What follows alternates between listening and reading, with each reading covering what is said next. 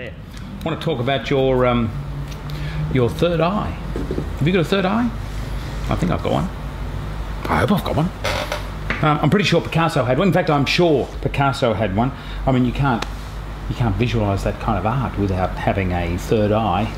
Gaudi's architecture, MC Escher's sketches, you know, these require a thinking way out of left field.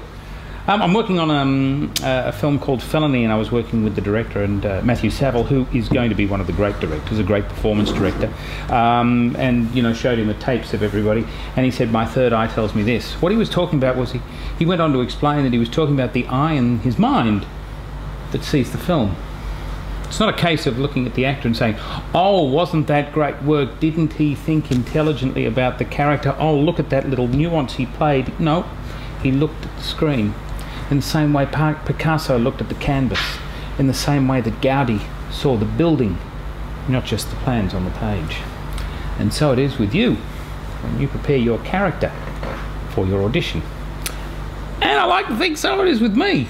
When I start to prepare for casting, I don't start with saying, oh, look at that character.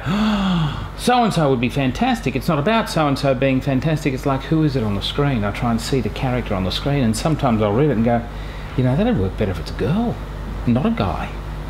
That's called having your third eye. That's called thinking, what do I see on the screen? And that's what you have to apply. That's what you have to think about.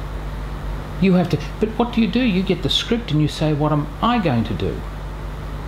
And I believe that's restricting you. I believe that's really restrictive. I need you to think outside the square. I need you to think of who this character can be. Don't work on the script. Work on the character. Work on the character. The script is one of the tools that you use to arrive at your conclusions for the character. But so many times actors, with their acting training and their notes on the dialogue and their notes on keywords, are building brick walls. They're building what the character can't be rather than what the character could be. And that's what we're going to talk about over the next couple of weeks. We'll see you then.